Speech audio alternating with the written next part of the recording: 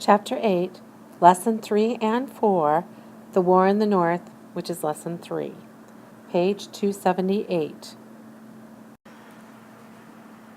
The War in the North, Lesson 3, page 278. Build on what you know. Think about what it's like to play a game or a sport against a stronger team. How can you win?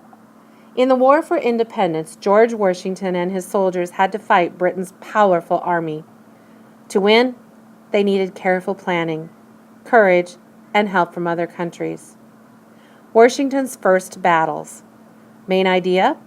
Washington's leadership helped the Continental Army continue to fight. While many Americans were deciding which side to support in the war, battles had already begun. The two armies fighting each other were very different. At the start of the war, the Continental Army was not as large or as strong as the British Army. British soldiers had better training and better weapons. The Continental Army, however, did have some strengths. American soldiers were fighting on home ground, and they could use their knowledge of the land to plan attacks. They had a cause that they believed in, and the support of other patriots. They also had a great leader in George Washington. In the spring of 1776, the soldiers of Washington's army forced the British out of Boston. The British did not give up, though. In August, they defeated the Continental Army in the Battle of Long Island, near New York City. Washington's army had to retreat. Retreat means to move away from the enemy. As the army retreated, Washington needed spies to keep track of the British. Captain Nathan Hale of Connecticut volunteered. Hale was sent to spy behind enemy lines, but he was captured and hanged. His last words are now famous. "I only regret that I have but one life to lose for my country." Washington's army marched through New Jersey and into Pennsylvania. General Washington was worried. He only had about 3,000 soldiers left. Yet the British could not destroy the Continental Army. As long as Washington could keep his army together, he could prevent the British from winning the war. Page 279 at the top, Victory at Trenton.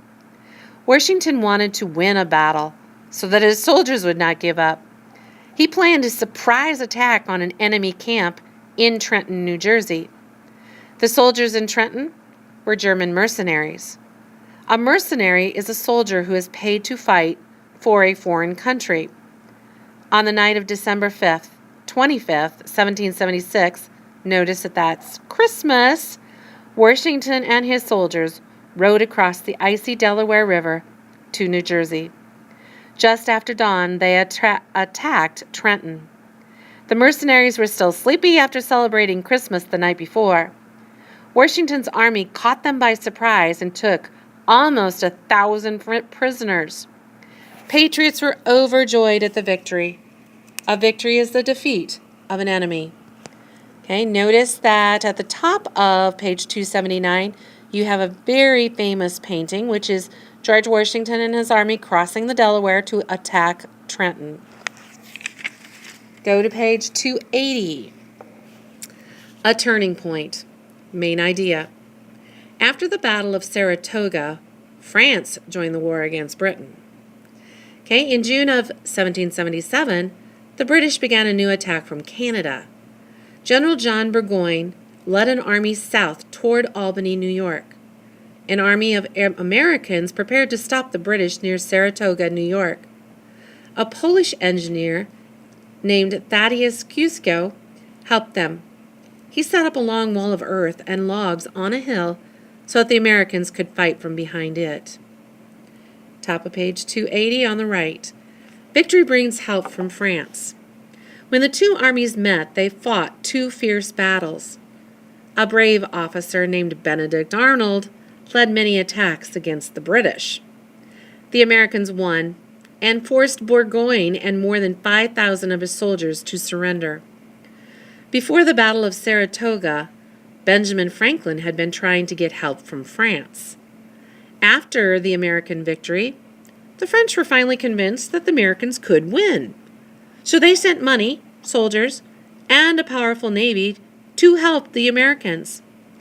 As the war went on, Spain, the Netherlands, and Russia also joined the fight against Britain. One important French soldier came to America even before the Battle of Saratoga. In August of 1777, the wealthy Marquis de Lafayette joined Washington's army. Lafayette was only 19 years old, but he led American soldiers in many battles. Winter at Valley Forge, which is the picture that you see on your computer. The victory at Saratoga was good news for Americans, but there was also troubling news. Washington's army lost 2 battles in Pennsylvania, and the British captured Philadelphia. The British settled into warm houses there for the winter of 1777. The Continental Army stayed about 20 miles away in Valley Forge, Pennsylvania. American soldiers suffered at Valley Forge. There were no huts at first, only tents, and men slept on the frozen ground. Food was scarce. Most of the soldiers went barefoot. Many soldiers died of disease.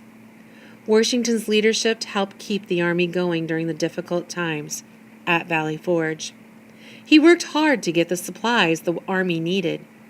By spring of 1778, his soldiers had more food and were wearing better uniforms. A stronger Continental Army. Washington's army was ready to fight when spring came. A German soldier named Baron Friedrich von Steuben had joined the army at Valley Forge to train the soldiers. Von Steuben taught the Americans to march together and use their weapons properly. The men of the Continental Army became good soldiers because of their training at Valley Forge. In their next battle, the Americans fought well against the British Army. With the help of France and men such as Steuben and Lafayette, it looked as though the United States could actually win the war. Review what happened at Valley Forge to make the Continental Army better soldiers, which that was when Baron von Steuben actually taught them to march together and to actually use their weapons properly. Lesson summary. Summer of 1776, Washington retreats. December of 1776, they get a victory at Trenton. October of 1777, they have victory at Saratoga. And then 1777 to 1778, that's when they had that terrible winter at Valley Forge. Why does it matter? The Continental soldiers fought hard during the difficult early years of the war. They kept alive the Patriots' hope of independence. That's the bottom of 281 and the end of Lesson 3. This is Valley Forge, starting on page 282. Valley Forge stands for an army's courage. Why? The story of Valley Forge tells of terrible hardships. During the winter of 1777 through 1778, Washington's army suffered from cold and hunger. Supplies had run out. Soldiers should have had coats and warm uniforms, but some had only a shirt or a blanket. Not enough against the fierce cold. They had little to eat. Instead of milk, meat, or vegetables, they ate fire cake, which was flour and water cooked over a campfire. Many soldiers got sick and died. Finally, in spring, food arrived. General von Steuben came to teach the army how to be better soldiers. In 1778, a well-trained army marched out of Valley Forge. Those soldiers had not given up. They stayed loyal to Washington, and now they were ready for victory over the British. This painting actually shows Washington and his troops on the way to Valley Forge. The artist painted it many years later and knew the story of their trial. The faces show courage. What else do you notice? Notice they have their canteens, which it says soldiers needed canteens for water. For meals at camp, soldiers had simple utensils like the one below. Their uniforms. Notice how ragged many uniforms are? Some soldiers are not even wearing boots. Hats were made of felt, but were not warm enough. The equipment. Knapsack held soldiers' belongings. Soldiers also carried up to 60 pounds of equipment. A musket could weigh nearly 10 pounds. This is when they said that the British could track the Americans by the blood on the snow because of their frostbit feet. That's the bottom of 283. This is Lesson 4, Winning the War, page 286. Build on what you know. Think about how much bigger and stronger you've grown in the past 6 years. After Valley Forge, it took 6 more years for the Americans to win the war for independence. During that time, the Continental Army grew stronger and finally defeated the British Army. The war in the South and the West. Main idea: the British invaded the South, but they could not defeat the Patriots there. After over 3 years of war in the North, the British had not been able to win. They decided to change their strategy. A strategy is a plan of action. In 1779, they made a plan to invade the South with a small army. They thought that the South had more loyalists than the North did. With support from these loyalists, the British hoped to win the war. At first, the new British strategy worked. They captured Savannah, Georgia, and Charleston, South Carolina. They defeated the Americans in every battle they fought. By the summer of 1780, the British controlled Georgia and South Carolina, and many loyalists had come to help. The British also had the help of Benedict Arnold.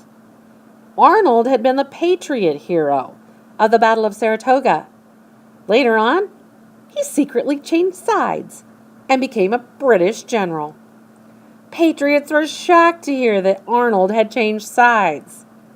Today he's remembered as a traitor. A traitor is someone who is not loyal. Go to page 287, Patriot Successes. Although the British won many battles in the South, Southern patriots fought back, often using surprise attacks. Groups of soldiers would sneak up on the British, attack, and retreat quickly. Colonel Francis Marion was so good at attacking and retreating through swamps that he became known as the Swamp Fox. The commander of the American Army in the South, Nathanael Greene, made a plan to wear out the British Army. His small army could move faster than the British. Greene forced the British Army, led by General Charles Cornwallis, to chase him. This tired the British soldiers and used up their supplies of food and gunpowder. The British beat Greene in every major battle, but they could not destroy his army. We fight, get beat, rise, and fight again, Greene said. In the spring of 1781, Cornwallis had to retreat. Greene's strategy to wear out the British had actually worked. The British were losing the war in the West as well.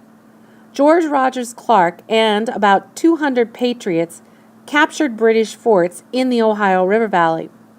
After Spain declared war on Britain in 1779, the governor of Louisiana, Bernardo de Galvez, attacked British forts. His army captured forts at Baton Rouge, Natchez, Mobile, and Pensacola. Okay, take a look at the map that you see on page 287. These are later battles. It says this map shows the major battles during the last years of the American Revolution. Go to page 288. Notice you're going to see a picture of the attack on Yorktown, and it says American soldiers made a surprise attack on a British fort near Yorktown, Virginia. The graph to the right shows the number of soldiers who fought at Yorktown. Okay, notice that the American and the French were together against the British and definitely had more soldiers. Okay, if you think about this, probably about 10,000 people is about the size of the city of Spencer.